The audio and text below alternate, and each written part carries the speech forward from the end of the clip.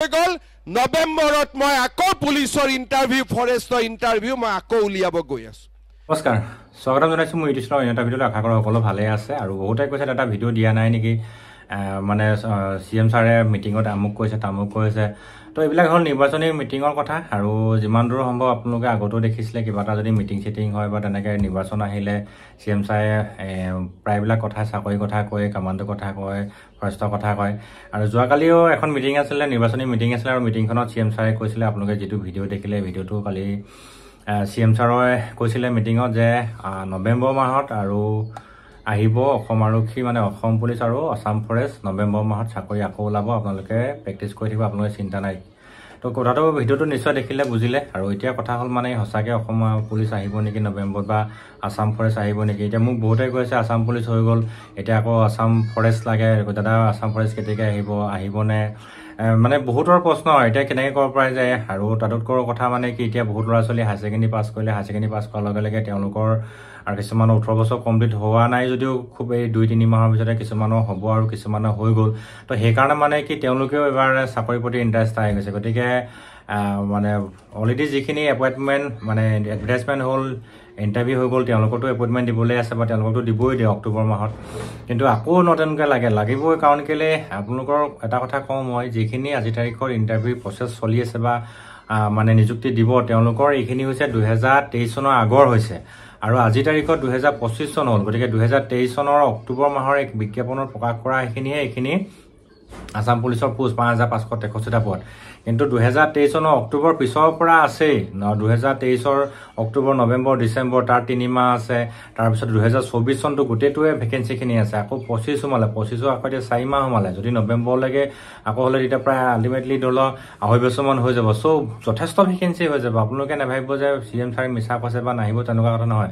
গতিকে ভেকেঞ্চি পিনি ল'বই আৰু এইখিনি চাকৰি ওলাবই। তাতোতকৈ ডাঙৰ কথা এটা হ'ল মানে 2026 চনত বিধানসভা নিৰ্বাচন আছে আৰু বিধানসভা নিৰ্বাচন হোৱা হেতুকে তাৰ আগত, মইতো নৱেম্বৰ বুলি নকওঁ, তাৰ আগতে প্ৰচেছটো আৰম্ভ হ'ব। কাৰণ কেলৈ অক্টোবৰ এপ্ৰিল মাহত যদি বিধানসভা ইলেকশ্যন হয় অসমৰ, তেতিয়াহ'লে তাৰ গোটেই 3 মাহৰ আগত গোটেই চাকৰি তাকৰিবোৰ মানে দিব লাগিব বা চৰকাৰৰ কিবা কিছুমান ইছ্যু ল'ব লাগিব, সেইবিলাক কাৰণে তেতিয়া নেক্সট মানে গভৰ্ণমেণ্টৰ কাৰণে সুবিধা হ'ব। চ' যিমানে যি নহওক লাগিলে ফাইনেলি আপোনালোকৰ CM ছাৰে কৈছে নৱেম্বৰত আসাম পুলিচ আহিব, আসাম ফৰেষ্ট আহিব। গতিকে আপোনালোকে প্ৰিপেৰেশ্যন কৰি ৰাখক। প্ৰিপেৰেশ্যন অন্ততঃ ফিজিকেল প্ৰিপেৰেশ্যন নকৰিলেও আপোনালোকে যিখিনি ৰিটেনৰ আছে, ৰিটেনৰ প্ৰিপেৰেশ্যনখিনি খুব কৰি থাকক। আৰু আজিকালি বহুত ভাল আছে, আসাম পুলিচ SIৰ যি এক্সাম হৈ গ'ল, আসাম পুলিচ এক্সামৰ SI এক্সামৰ OMR শ্বিট দিলে, আনচাৰ কি দিলে। তাৰপিছতে এতিয়া আকৌ ABUB ৰিটেন টেষ্ট হৈ গ'ল, ABUB ৰিটেন টেষ্টৰ OMR শ্বিট দিলে, এইটো কি কয় আনচাৰ কি দিলে। তো এইবিলাক আপোনালোকে এতিয়া কুৱেশ্যন আনচাৰবিলাক কালেক্ট কৰি পিনি আপোনালোকে প্ৰস্তুত হৈ থাকক নৱেম্বৰলৈকে। আপুনি নৱেম্বৰ আহিব ইণ্টাৰভিউ দিম তেনেকুৱা নহয় আৰু। এতিয়া আগতে যিবিলাকে কৈছিলে যি মানে সোনকালে ইণ্টাৰভিউ পাতিব লাগে, পাছ কৰোঁ ফেইল কৰোঁ, যেতিয়া আকৌ ফেইল কৰিলে এতিয়া ক'লে আকৌ নতুনকৈ এডভাৰটাইজমেণ্ট লাগে। চ' তেনেকুৱা কিছুমান কথা থাকে। গতিকে আপোনালোকে আমি পৰিকল্পনা বস্তুটো আপোনালোকৰ মানে নিশ্চিত থাকিব লাগে, পৰিকল্পনা থাকিব লাগে যে যদি নৱেম্বৰ মাহত লয়, গতিকে আপোনালোকে এতিয়াৰ পৰা প্ৰিপেৰেশ্যন কৰিব লাগিব।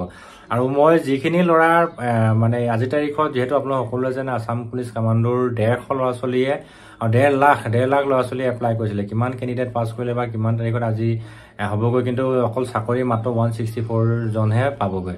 ঠিক তেনেকৈ কথা হ'ল এতিয়া আজি তাৰিখত হায়াৰ ছেকেণ্ডেৰী পাছ কমচে কম 3-4 লাখ মানে 2-3 লাখটো পাছ কৰিছে। তো 2-3 লাখৰ 1 লাখ হ'লেওতো ল'ৰা ছোৱালী বয়স কমপ্লিট হৈছে 18 বছৰ, তেওঁলোকে আকৌ এপ্লাই কৰিব বিচাৰিব।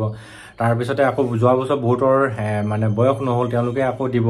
ত' এইবাৰ আকৌ তোমাৰ কেণ্ডিডেট বেছি হ'ব। গতিকে কেণ্ডিডেট বেছি হোৱাৰ লগে লগে মানে কম্পিটিশ্যনটো বেছি টাফ হয়। গতিকে আপোনালোকে প্ৰিপেৰেশ্যন খুব কৰি ৰাখক। আৰু আগৰ ভিডিঅ'ত মই কৈছিলোঁ যে আসাম পুলিচৰ পিছতে আসাম ফৰেষ্ট ল'ব, আৰু এতিয়া আজি CM ছাৰে যোৱাকালি যে আসাম ফৰেষ্ট আকৌ ল'ম বুলি কৈছে। চ' আসাম ফৰেষ্টৰ আগষ্টত যেতিয়া POP হৈছিলে APFৰ, তেতিয়াও কৈছিলে 600 APFৰ নিযুক্তি হ'ব। গতিকে APFৰ লগতে আকৌ ফৰেষ্ট গাৰ্ড আহিব, গ্ৰেড 1 আহিব, ঠিক তেনেকৈ আছে। আকৌ অলৰেডি মানে জেইল ৱাৰ্ডাৰ আছে, এক্সাইজ আছে। চ' গোটেইখিনিয়ে হয়তো এবাৰ লগতেও পাতিব পাৰে বা তেনেকৈ কিন্তু ভেকেঞ্চি আহিব, সেইটো চিয়ৰ। গতিকে আপোনালোকে নিশ্চিত থাকক, মন নামাৰিব, আপোনালোকে প্ৰিপেৰেশ্যন কৰি ৰাখক। মোক বহুতেই নতুনকৈ ছাবস্ক্ৰাইবাৰবিলাকে কৈছে দাদা আপোনাৰ চেনেলটো নতুনকৈ ছাবস্ক্ৰাইব কৰিছোঁ, গতিকে ভিডিঅ' দি থাকিব, আমি আপডেটবিলাক পাই থাকিম। চ' আপোনালোকে নিশ্চিত থাকক, গোটেই খবৰবিলাক দি থাকিম আপোনালোকে। আৰু CM ছাৰে কি কৈছিলে মই পুনৰ আপোনালোকৰ ভিডিঅ'টো লগাই দিছোঁ।